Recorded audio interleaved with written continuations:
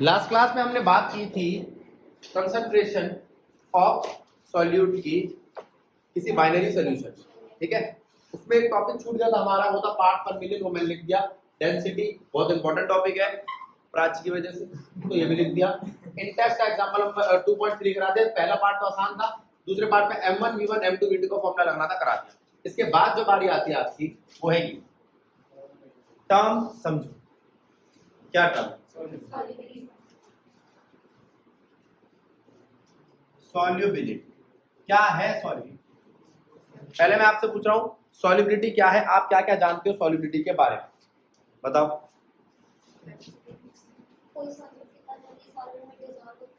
कोई सॉल्यूट कितना जल्दी किसी सॉल्वेंट में डिसॉल्व होता है, ठीक है। ये बहुत अच्छी डेफिनेशन दी है इसने। इसने ये नहीं कहा कि सॉल्युबिलिटी में पानी आना जरूरी है, बिल्कुल सही। पानी में घुलना इसलिए हम बार बार बात करते हैं क्योंकि पानी आपका यूनिवर्सल सॉल्वेंट है। कैसा सॉल्वेंट है? लेकिन इसका मतलब ये नहीं है कि वो एकमात्र सोलो सॉल्वेंट है, और बहुत सारे सॉल्वेंट्स हैं हमारे पास। पानी के अलावा काफी सारे सॉल्वेंट्स हैं, पानी के अलावा काफी सारे सॉल्वेंट्स हैं। तो वो कहता है आपको पता होना चाहिए सॉल्युबिलिटी का मतलब क्या है। सॉल्यूट का सॉल्वेंट में डिसॉल्व होने की टेंडेंसी है सॉल्युबिलिटी, ठीक है। ये फिजिकल केमिकल दोनों इसमें काम होते हैं, देखेंगे क्या है। तो आप चाहोगे क्या, किस तरीके से सॉल्युबिलिटी एनहांस होगी। अब मैं बात करता हूं इन केस ऑफ वाटर। इसका मतलब वाटर के सिवा और भी मेरे पास सॉल्वेंट है, तभी तो मैंने बोला in case of water. Water के केस में क्या होगा? Inter molecular hydrogen bonding increase solubility. Inter molecular hydrogen bonding हमेशा बढ़ाएगी, और intra molecular hydrogen bonding decrease होगी। इंटर बढ़ाएगी, इंट्रा घटाएगी। पानी के केस में हमेशा नहीं, पोलर नेचर इंक्रीज करेगा सॉल्युबिलिटी। किसके अंदर? पानी। मॉलिक्यूलर मास डिक्रीज करेगा सॉल्युबिलिटी। अब आप कहोगे भैया आपने बातें तो बता दी, ऐसा हुआ क्यों? तो बात करते हैं हम किसकी? सॉल्वेंट। किसकी बात कर रहे हैं? सॉल्वेंट इस वक्त कौन है आपका? वाटर खुद कैसा है? पोलर। कैसा है? तो किन चीजों को ज्यादा आसानी से एक्सेप्ट करेगा? तो अगर कहीं सॉल्यूट पोलर हुआ तो एक प्रॉपर्टी आएगी लाइक डिसॉल्व लाइक, जो जैसा है वो उसको जल्दी घुल लेता है। तो मैं अगर आपसे कहूं कि ऑर्गेनिक सब्सटेंस क्या ऑर्गेनिक सॉल्वेंट में जल्दी घुलेगी? हाँ। अब ऑर्गेनिक सब्सटेंस ऑर्गेनिक सॉल्वेंट में घुलेगा, और ऑर्गेनिक सॉल्वेंट होता क्या है? ये तो एक्वस सॉल्वेंट है, पानी। ऑर्गेनिक सॉल्वेंट क्या होता है? अल्कोहल। क्या होता है? अल्कोहल। क्या सभी ऑर्गेनिक सब्सटेंसेस को घोल सकता है? हाँ। क्या अल्कोहल सभी ऑर्गेनिक सब्सटेंसेस को घोल सकता है? हाँ। किस प्रॉपर्टी के हिसाब से? लाइक डिसॉल्व लाइक, ठीक है। तो सॉल्युबिलिटी किन किन फैक्टर्स पे डिपेंड करते हैं? सबसे पहले लाइक डिसॉल्व लाइक, सबसे पहले। दूसरा mass, polar nature, intermolecular hydrogen bonding. लेकिन ये हाइड्रोजन बॉन्डिंग कब फेल हो जाएगी? जब हमारा सॉल्वेंट पानी नहीं होगा, कुछ और हो, मुझे क्या पता क्या हो, ठीक है। अच्छा, अगर कोई सॉल्वेंट नॉन पोलर हो तो उसके अंदर पोलर चीजें घुलेंगी नहीं, तब नॉन पोलर हो। ये आपके एनसीईआरटी का एक 25/26 का क्वेश्चन है, उसमें कहता है अगर सॉल्वेंट हो आपका CCl, CCl4 कौन है? नॉन पोलर, ठीक है। तो उसके अंदर कौन जल्दी घुलेगा? बेंजीन। हाँ। तो उसके अंदर हेक्सेन जल्दी घुल जाएगा। हाँ। तो आपको पता होना चाहिए कौन कौन चीजें पोलर है, कौन कौन चीजें नॉन पोलर है। मैं एक बार उसकी बात करूंगा अभी, पोलर और नॉन पोलर चीजों की। पहले इतने आप इसको नोट कर लीजिए, फिर हम आगे बढ़ते हैं। इसके लिए आपको 11th के कुछ बेस आने जरूरी है, polar non polar hydrogen bonding. अब बारी आती है इस चीज को समझने, क्या है पोलर नेचर और क्या है हाइड्रोजन बॉन्डिंग। आसान सी चीज है, समझोगे 2 मिनट में समझ में आ जाएगा।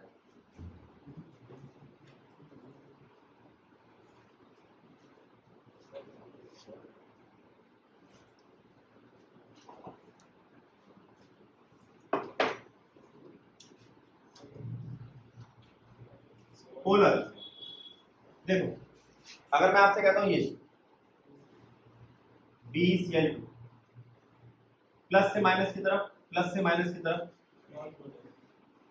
करके, सबसे पहले तो आपको पता होना चाहिए एक चीज प्लस की है और एक चीज माइनस की है, तो प्लस से माइनस की तरफ एक इंपैक्ट जाता है, उसको हम इस एरो से दिखाता हूं, पोलर कहलाता है। क्या कहलाता है? क्या कहलाता है? एक बार ये कम इलेक्ट्रोनेगेटिव है, ज्यादा इलेक्ट्रोनेगेटिव है, ये इलेक्ट्रो पॉजिटिव ज्यादा है, ये इलेक्ट्रो नेगेटिव ज्यादा।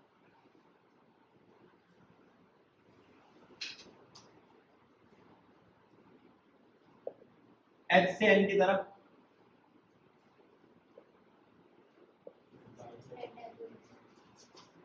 पूरा का पूरा पोलर नीचे जा रहा है। N से F की तरफ, कोई पूछे क्यों N से F की तरफ? क्योंकि ज्यादा नेगेटिव है, पूरा पोलर नीचे नीचे जा रहा है। ठीक है, यह नॉन पोलर, ये पोलर, ये भी पोलर। बोलो गलत है? आराम से पहला केस पोलर का, दूसरा केस पोलर का, तीसरा केस पोलर का। पानी, पानी कैसा होता है? पोलर।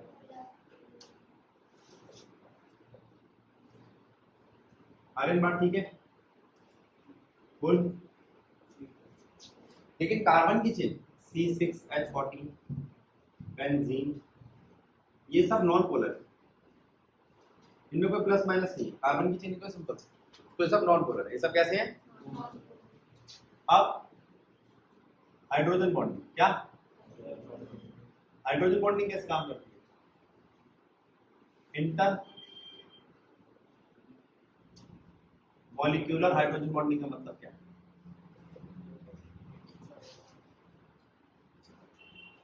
इंटर मॉलिक्यूलर दो के बीच में।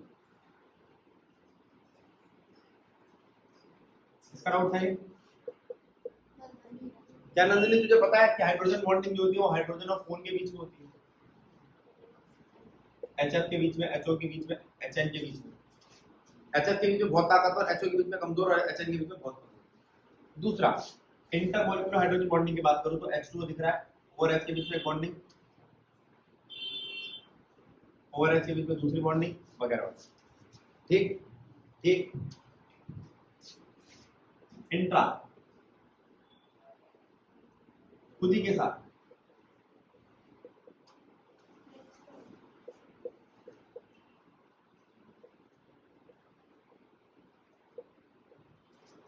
एक ही मॉलिक्यूल खुद ही के साथ कर लेता है, ऑर्थो डेरिवेटिव ज्यादा करते हैं, पैरा नहीं करते, पैरा दूर पड़ जाता है, वो इंटर करता है। क्या करता है?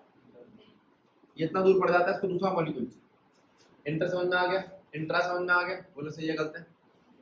ठीक है, खत्म कहानी। वहां पर पोलर नेचर समझ में आ गया, हाइड्रोजन बॉन्डिंग समझ में आ गया। इंटरमॉलिक्यूलर हाइड्रोजन बॉन्डिंग हमेशा इंक्रीज करती है, इंट्रामॉलिक्यूलर हाइड्रोजन बॉन्डिंग डिक्रीज करती है। बोलो समझ आया? सॉलिबिलिटी किसमें? पानी में, सब में नहीं। और क्या सिर्फ यही चीजें डिसॉल्व होती है? गैस डिसॉल्व नहीं होती। तो क्या था, सॉलिबिलिटी कई चीजों पे डिपेंड करती है। ठीक है, अब हम बात कर रहे हैं NCERT। पढ़ू? अब जरा सुनना क्या बोलते हैं। Solubility of a substance is its maximum amount that can be dissolved in a specific amount of solvent at a specific temperature. It depends, पहली बात, कितना ज्यादा कोई चीज घुल सकती है किसी पर्टिकुलर सॉल्वेंट में, किसी टेम्परेचर में। It depends upon the nature of the solvent and the solute as well as temperature and pressure. किस किस पे solubility डिपेंड करती है? क्या चाहिए बताइए? रुक जाओ, solubility किस किस पे डिपेंड करती है? पहला, क्या दिक्कत है बेटा? क्लास वाले मना कर दिया ना एक बारी, ध्यान दो।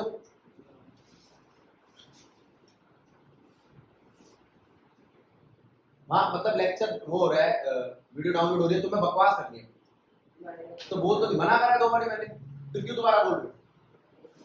नेचर ऑफ सॉल्यूट और सॉल्वेंट।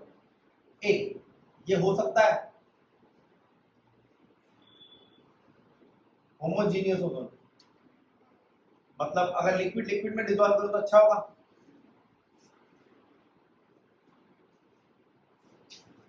गैस गैस में डिसॉल्व करो तो अच्छा होगा, हाँ क्योंकि फेस सेम, और हेट्रो ये अच्छा नहीं हो। तो मैं पानी में चीनी घोलूं वो ज्यादा आसान है, पानी में चीनी की चाशनी घोलूं क्या आसान है?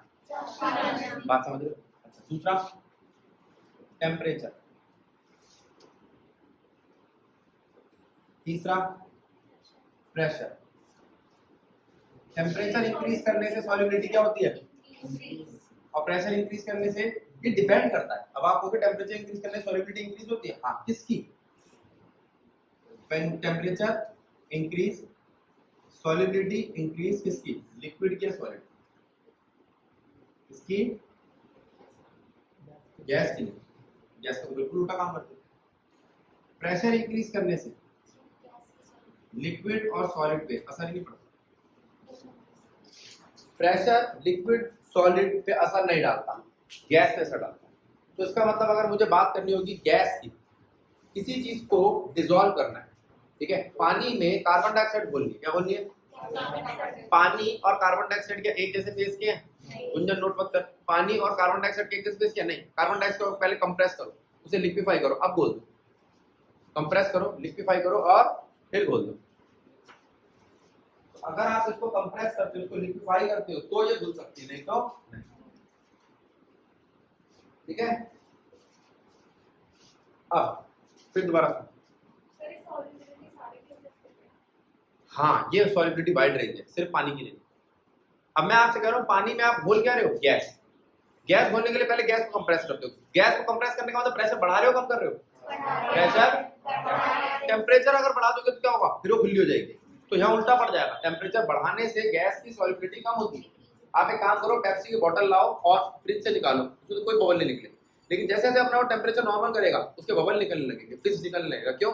क्योंकि अपने गैस को रिलीज कर रही है। क्यों रिलीज कर रही है?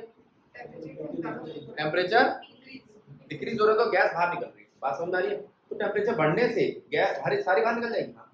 और टेम्परेचर बढ़ा दो, अगर उसको धूप में रख दो जो कि 40 से 45 डिग्री कर सकता है, तो सारी गैस छोड़ दे थोड़ी देर में। समझ आया? इसका मतलब अगर पेप्सी वगैरह जो है वो अगर खुली बोतल पे अगर मैं फ्रिज में रखूं तो उसकी गैस जो कहते हैं ना फिजिकल गैस का निकलने के चांस कम हो जाएंगे। गैस निकलने के चांस। दूसरी बात, वो जो आपने फ्रिज वाली बात करी, अगर मैं उसका ढक्कन नॉब बंद कर देता हूँ तो उसके गैस के निकलने के चांस कम हो जाते हैं। हाँ, प्रेशर इसकी वजह से। तो मैं प्रेशर, हाँ क्यों निकलती? क्योंकि प्रेशर होल्ड कर लिया। फिर भी आप उसको गर्म कर देगा तो क्या होगा? फाड़ देगी उसको। इसका मतलब गैस तो निकलेगी, सॉल्युबिलिटी अनडिसॉल्व होगी, डिसॉल्व गैस जो होगी अनडिसॉल्व होगी। तो कौन सी गैस जल्दी घुलेगी? जो लिक्विफाई जल्दी हो जाएगी। कौन? नेचर के साथ जो लिक्विड जल्दी बनेगी वो गैस जल्दी घुलेगी। टेम्परेचर कम करना गैस के घुलने के लिए फेवरेबल है? हाँ है। प्रेशर बढ़ाना गैस के लिए फेवरेबल है? हाँ है। प्रेशर का रिलेशन दिया आपका हेनरी, इसने दिया। उस बात को समझेंगे, पहले इसको नोट कर लो।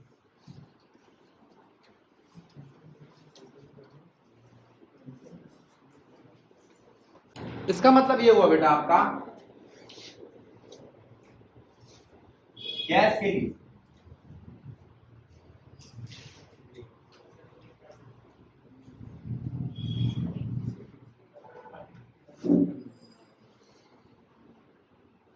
के लिए इस बात का ध्यान रखना है, टेम्परेचर इंक्रीज किया तो सॉल्युबिलिटी, प्रेशर इंक्रीज किया तो सॉल्युबिलिटी।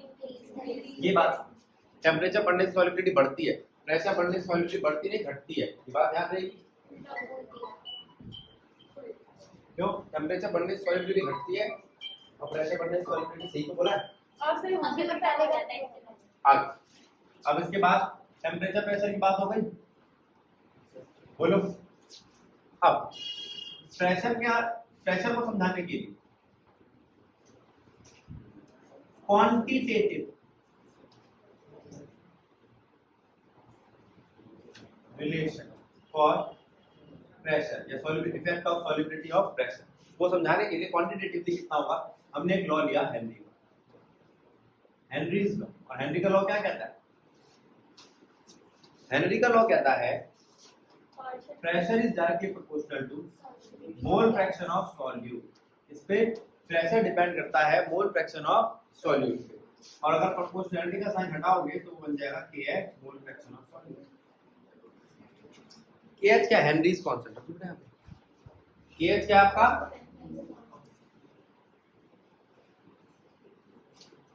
हेनरीज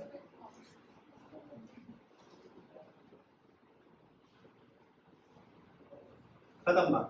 अब प्रेशर है KH, काई सॉल्यूट क्या है,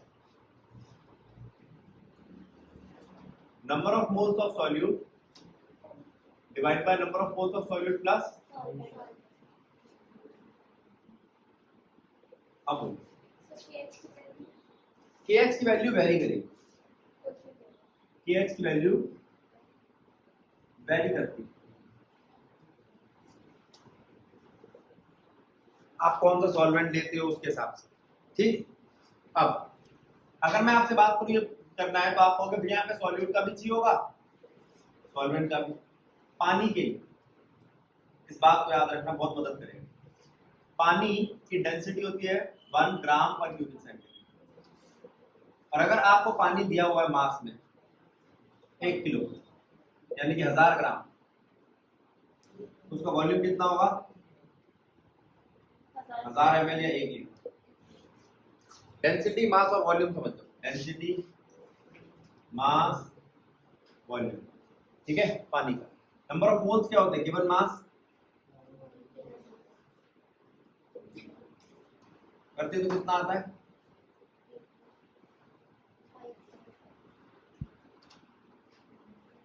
तो 1 लीटर पानी के लिए 1 लीटर या 1 किलो पानी के नंबर ऑफ मोल्स कितने होते हैं, अच्छा कोई आधे लीटर के लिए तो कोई बड़ी बात तो है नहीं।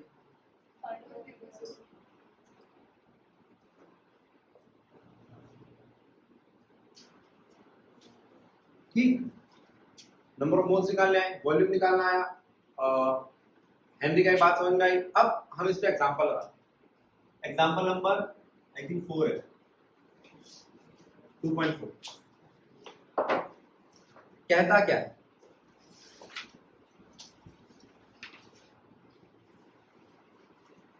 if nitrogen gas is bubbled through water at 293 Kelvin, how many millimoles of nitrogen gas would dissolve in 1 liter water? How many millimoles of nitrogen gas? तो मुझे मिलीमोल किसके निकालना है, नाइट्रोजन गैस के। मिलीमोल जो भी जवाब आ रहा होगा उसको 10 के -3 से मल्टीप्लाई कर दो, कोई बड़ी बात नहीं। वॉल्यूम दे दिया 1 लीटर वाटर, 1 लीटर वाटर का मतलब वाटर के नंबर ऑफ मोल्स कितने, 55.5। अगर वो वाटर को 1 लीटर ना देके आधा लीटर देता तो कर लेते, 250 ml देता तो कर लेते, 200 ml देता तो कर लेते। समझ में आया क्या करना है, इसलिए मैंने आपको ये 1 लीटर वाली बात समझा दी। कुछ भी नहीं, स्टोइचियोमेट्री छोटी सी। आगे assume that the nitrogen exert a partial pressure, pressure दे रखा है कितना,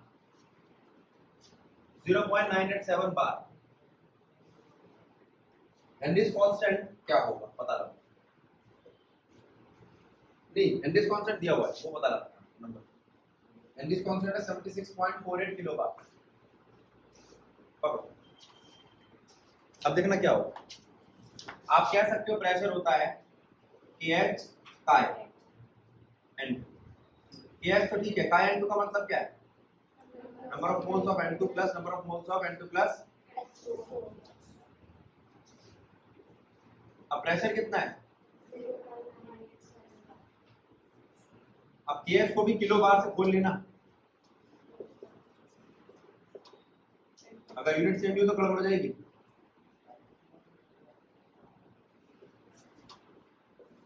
नंबर ऑफ मोल्स नाइट्रोजन के निकालने, नंबर ऑफ मोल्स नाइट्रोजन के निकालने और हाइड्रोजन के 55.5। एक बात सुनो, मिलीमोल में है ये और ये 55.5, तो इसको निगलेक्ट कर सकते हो, क्या कर सकते हो इसको निगलेक्ट। अब सिर्फ NN2 रह जाएगी। अब आप कहोगे भाई हम तो निगलेक्ट नहीं करेंगे, तो बनाओ क्वाड्रेटिक, क्वेश्चन थोड़ा लंबा चला जाएगा। एनसीईआरटी खुद कह रही है उसको निगलेक्ट करो, क्या कह दो, ठीक है। अब बात समझ में आई, क्वेश्चन पूरा नोट करो, फिर 2 क्वेश्चन इसके इन टेक्स्ट पे और कराऊंगा। इसके बाद बारी आती है क्या क्या बोला मैंने अभी आपको, सॉल्युबिलिटी। सॉलिबिलिटी के साथ एक एग्जांपल करा दिया। अब मैं कह रहा हूं, ये कह रही कि भैया क्या ऑर्गेनिक सब्सटेंस कैसे होते हैं, ये इसका क्वेश्चन था। क्या सारे ऑर्गेनिक सब्सटेंस नॉन पोलर है? पहले हम ये तो देख लो ऑर्गेनिक सब्सटेंस है कितने, बहुत सारे। ये क्या है? कार्बन की चेन। ये क्या है? Halo alkane. ये पोलर है, कैसा है? ये क्या है? RCHO और RCOR। कंडीशनली एक कम मास के लिए कभी कभी हाइड्रोजन बॉन्डिंग दिखा के मना नहीं दिखा, या हाइड्रोजन बॉन्डिंग नहीं दिखा, इंटर मॉलिक्यूलर हाइड्रोजन बॉन्डिंग नहीं दिखाते, नहीं दिखाते, नहीं दिखाते। RCOOH, RNH2, ROH दिखाते। तो इसका मतलब है तीनों पानी में घुलते होंगे। इसका क्वेश्चन था कि क्या सारे के सारे ऑर्गेनिक सॉल्वेंट नॉन पोलर होते हैं? नहीं, सिर्फ R नॉन पोलर होते हैं। ये नॉन पोलर है, लेकिन R के कई वर्जन हैं। यार है साइक्लिक, यार है अरीन, ये सब R है, लेकिन ये R नहीं है, ये RX है, ये पोलर है, ये पोलर है, ये सब पोलर है। लेकिन इन तीनों के पास पोलर से ज्यादा ताकतवर चीज है इंटरमॉलिक्यूलर हाइड्रोजन बॉन्डिंग, इसलिए पानी में सॉल्युबल है। अब कोई क्वेश्चन पूछे कि अगर पोलर है तो थोड़े से सॉल्युबल होंगे? हाँ, इसके लिए एक वर्ड यूज करते हैं, मिसिबल सॉल्युबल। क्या? Miscible soluble in water.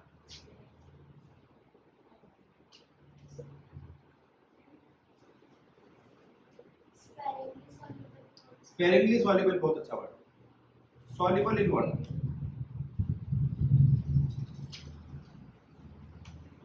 ये नॉट सॉल्युबल। बोलो बात ठीक है गलत है? ऑर्गेनिक सब्सटेंस के बारे में पता चला तेरे को? अब मैं एक क्वेश्चन और उठा रहा हूं, इसमें गिवन कम है, इंटेक्स्ट का क्वेश्चन है। H2S गैस एक टॉक्सिक गैस है जो रोटानिक स्मेल देती है और उसका क्वांटिटेटिव यूज की जाती है क्वांटिटेटिव एनालिसिस के लिए। इस लाइन में न्यूमेरिकल नहीं था। अगर सॉलिबिलिटी H2S गैस की, अगर सॉलिबिलिटी H2S गैस की इतनी है, क्या बोलिए उसने? सॉलिबिलिटी। अब आप कहोगे भैया सॉलिबिलिटी क्या है? सॉलिबिलिटी तो स्ट्रेंथ है, कितनी घुल रही कितनी नहीं। अब वो स्ट्रेंथ तो मोलैरिटी भी हो सकती है, कंसंट्रेशन मोलैलिटी भी हो सकती है। हाँ, कंसंट्रेशन है मोलैलिटी, मास बाय मास भी हो सकता है। ठीक है, तेरा फोन जाने वाला बेटा। अब देखो सॉलिबिलिटी कितनी है? 0.195, छोटा है, ये मोलैलिटी है। क्या है ये? मोलैलिटी का मतलब क्या होता है? Number of moles of solute divide by mass of solvent in KG. तो यहाँ पर है कितना? 0.195। क्या? सॉल्यूट। मुझे क्या पता सॉल्यूट क्या? इन 1 kg of solvent in aqua solution है क्या? हाँ, वाटर लिखो।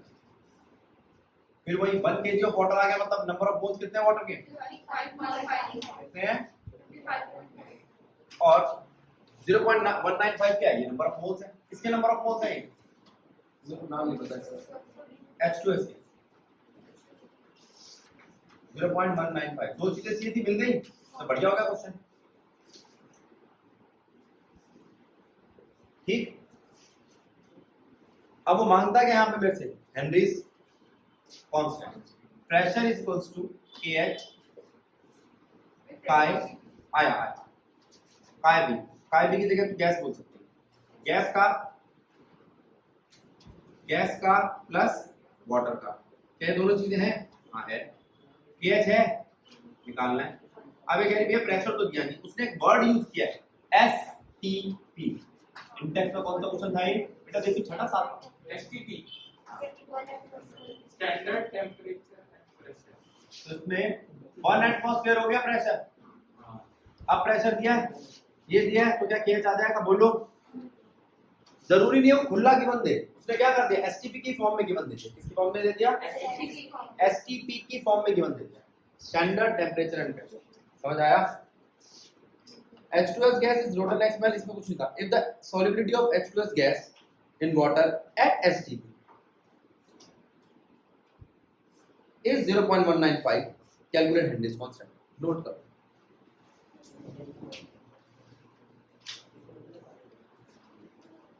अब इसके बाद बारी आती है एप्लीकेशन की। किसकी एप्लीकेशन? हेनरीज लॉ की एप्लीकेशन। अब मैं आपसे पूछ रहा हूं हेनरी का लॉ किस काम आया? ठीक है, तो हेनरी का लॉ सबसे पहले आया ये पता करने की कि गैस कौन सी ज्यादा पानी में घुलती।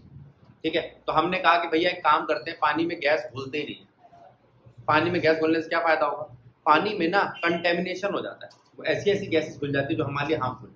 अब मुझे यहाँ से जाना है ऑस्ट्रेलिया, वो भी सामान लेके, कार्गो का एक जहाज में। ठीक है, उस जहाज में मैं पानी कहाँ से पीऊंगा? तो कुछ बच्चे ये सोच सकते हैं नहीं भैया हम तो सी वाटर पी लेंगे, वो नहीं पी सकते, नामुमकिन।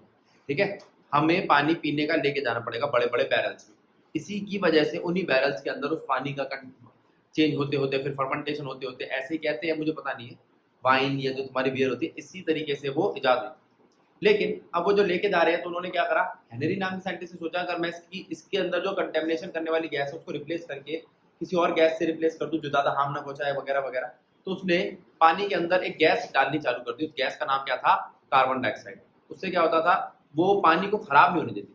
अब उस बॉटल को खोलो, अगर किसी को फिज नहीं चाहिए तो फिज उड़ जाएंगे, थोड़ी देर में पानी वैसे का वैसा रहेगा, अब वो पी ले। ठीक है, कार्बोनेटेड वाटर हो गया। वो कार्बोनेटेड वाटर जो था उसके अंदर कार्बन डाइऑक्साइड घुली हुई थी, वो जो कार्बन डाइऑक्साइड उसमें घुली हुई थी वो और किसी गैस को घुलने नहीं दे रही। ठीक है, और कोई गैस कंटेमिनेशन नहीं करेगी। अगर आपको पता है अगर ज्यादा देर तक पानी सड़ता रहे तो उसके अंदर बैक्टीरिया वगैरह भी डेवलप हो जाते हैं, क्यों? उनको ऑक्सीजन मिल जाएगी, उनके तो मजे आ जाएंगे। तो वो कह रहा है इसके लिए उन्होंने क्या करा, इसके अंदर कार्बन डाइऑक्साइड घुली। तो ये बात समझ में आई। तो पहला पॉइंट क्या है? To increase the solubility of carbon dioxide in soft drink और सोडा वाटर। ठीक है, the bottle is sealed under high pressure. और ये वाली बात क्या है आपकी? हेनरी के लॉ पर। दूसरा, अच्छा कोई तुमसे पूछे अगर पानी खाली है तो क्या उसके अंदर कोई गैस नहीं है? होती है, उसी गैस को तो गिल्स से लेते हैं वो एक्वाटिक एनिमल्स। दूसरा है स्कूबा डाइवर। स्कूबा डाइवर कौन होते हैं? वो गोताखोर जो काफी नीचे, काफी गहराई तक जाते हैं। ठीक है, हाँ, हिंदी में उसको स्कूबा डाइवर को गोताखोर बोलते हैं। वो काफी नीचे तक जाते हैं। गोता मारना समझते हो, डाइव मारना। वो डाइव मार के 100-150 मीटर तक नीचे चले जाते हैं। अब तुम्हें थोड़ी सी फिजिक्स याद करनी होगी पीछे की, पिछले साल की, और बहुत आसान सी फिजिक्स है ये। आपको पता होगा प्रेशर जो होता है हाइट पे डिपेंड करता है, एच जी के हिसाब से। याद आया? फ्लूइड चैप्टर याद आया? तो फ्लूइड चैप्टर क्या कहता है? नहीं भी याद आया तो मैं पूरा समझाऊंगा, 9th क्लास में भी थी ये बात। ये जरा देखिए, अब सुनो, क्या प्रेशर होता है? फोर्स अपॉन में एरिया।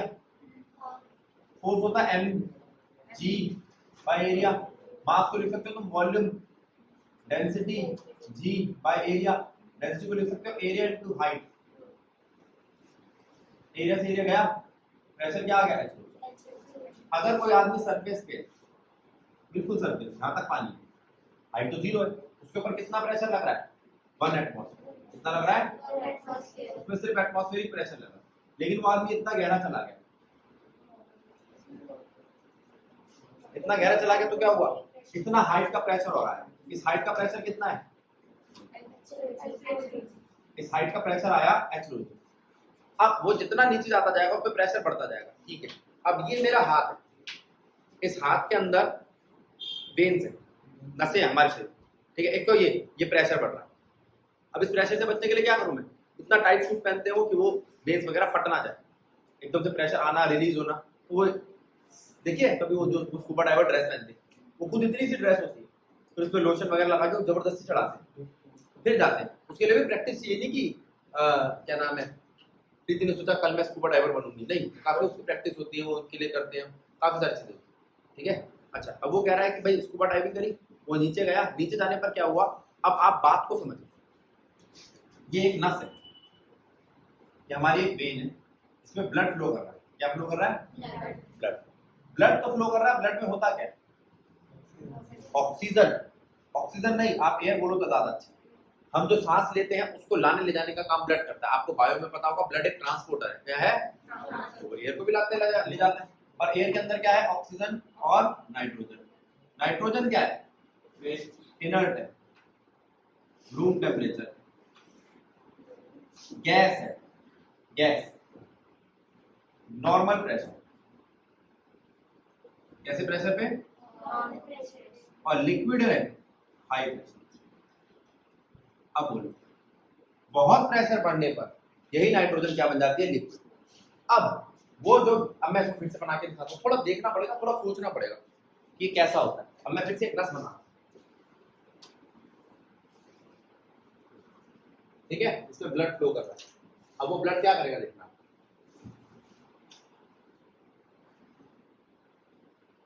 ये वो एयर है एट सरफेस, सरफेस में कैसा है, ये बबल, ठीक है, ये बबल आराम से चल रहा है, कोई दिक्कत नहीं, छोटा बबल, लेकिन बिलो द सरफेस, सरफेस से जैसे नीचे गया ये बबल डिसॉल्व हो गया, नाइट्रोजन गैस क्या बन गई, लिक्विड, पूरी तरीके से खुल गई, कोई दिक्कत नहीं। ये आदमी ऊपर है, वो नीचे गया, नाइट्रोजन खुल गई, कोई दिक्कत नहीं, अपना घूम रहा, काम जो भी काम कर रहा है, अब वो आएगा तो ऊपर, जब वो ऊपर आ रहा होगा वो अनडिसॉल्व हो जाएगी, क्या हो जाएगी, ऐसा हो सकता है वो अनडिसॉल्व हो, तो उस वेन के अंदर इतना बड़ा कोई नाइट्रोजन का मॉलिक्यूल बन जाए और वो ब्लॉक कर दे, और अगर ब्लड रुक गया तो वो चॉक कर सकता है, कोई दिक्कत है, हाँ अगर ये ब्लड कहीं और रुकता तो कोई दिक्कत नहीं थी, लेकिन पानी के नीचे रुक रहा है, हो सकता है उसकी डेथ हो जाए, ठीक है, चॉक कर जाए, इसलिए एक तो स्कूबा डाइवर कभी अकेले जाते, पूरी पूरी टीम जाती है। अच्छा वो 4-5 जने क्यों जाते हैं, उनका पूरा सेट होता है कि भाई ये उठाएगा सामान, ये करेगा, इसलिए जाते नीचे आके पार्टी करनी, वो पूरा सेट जाता है, दूसरा कोई गिर गया तो एक के पीछे एक ट्रैक करते हो वगैरह वगैरह, काफी सारे काम है, मुझे तो सारी बातें नहीं पता है, मैं ऐसे ही बता रहा हूँ, पिक्चरों में देखिए। अब ये बात समझ में आई, तो इस कंडीशन को क्या कहते हैं, बैंड की कंडीशन, बैंड की कंडीशन से दर्द हो सकता है, क्रैम्प आ सकता है, एक तैराक जिसके पैर में क्रैम्प आ गया वो तैरेगा कैसे, ऊपर कैसे, ठीक है। अब मान लो वहां पर कोई शार्क वगैरह मच गया, एकदम से पैर में क्रैम्प आ गया, तो शार्क क्या कहेगी, चल भाई मैं ऊपर छोड़ देती हूँ, वो कहेगी आज तुम आ गया मजा, सूट वाला खाना खाऊंगी, गाना गाएगी तेन सूट करता, ठीक है, तो वो नहीं छोड़ेगी क्या वो, तो इसलिए वहां पर खतरा नहीं होना चाहिए, वहां पे गड़बड़ हो जाएगी, क्या हो जाएगी, बात समझ आएगी नहीं है। अब वो कह रहा है एक बात, scuba divers must cope with high concentration of dissolved gases while breathing air at high temperature underwater। अब इसका मतलब क्या है, नीचे जाते वक्त उनके पास जो नाइट्रोजन है उसको बदल दो, किससे, ऐसी ऐसे जो जितना मर्जी प्रेशर बढ़ाना हो इनर्ट ही रहेगी, तो हमने क्या भर दी, हीलियम, क्या भर दी, और हीलियम पूरी भर देंगे तो क्या होगा, वो नीचे ही नहीं जाएगा, हल्की गैस होती है, वो नीचे जाएगा फिर उड़ के ऊपर आ जाएगा, हीलियम तो बहुत हल्की होती है, उड़ा देगी उसको, तो हीलियम हमने पूरी नहीं भरी है, कितनी भरी है, 11.7%, हीलियम 56.2%, नाइट्रोजन और 32.1% ऑक्सीजन, इस कॉम्बिनेशन को दिया जिससे वो दिक्कत ना आए। Increased pressure increase the solubility of atmospheric gas in blood when the divers comes toward the surface, जब वापस आ रहा होता है the pressure gradually decrease, this release the dissolved gas and leads to the formation of bubble of nitrogen in blood, this blocks, ये block कर देता है कैपिलरी, कैपिलरी मतलब नसें, and create a medical condition bends, अब नाम याद रखने जरूरी है, 1 मार्क का क्वेश्चन आते हैं, bands which are painful or dangerous to health life, to avoid band as well as the toxic effect of high concentration of the nitrogen gas in blood, the tank used by scuba diver are filled with air diluted with helium, उसका composition मैंने बता दिया। अब अगर मैं high altitude पे जाऊं तो वहां पर भी प्रेशर पे फर्क पड़ता है, हाँ, अब मैंने क्या किया, मैं गया हाई ऑल्टीट्यूड पे, वहां पर प्रेशर कम हो गया, जितनी ऊंचाई पे जाओ प्रेशर कम हो जाता है, इसलिए वहां पर ऑक्सीजन नहीं होती, इसलिए उनको क्या करना पड़ता है, ऑक्सीजन का मास्क या सिलेंडर लेके जाना पड़ता है, नहीं तो एक कंडीशन आ जाती है, एनॉक्सिया बोलते हैं उसको शायद, देख लो,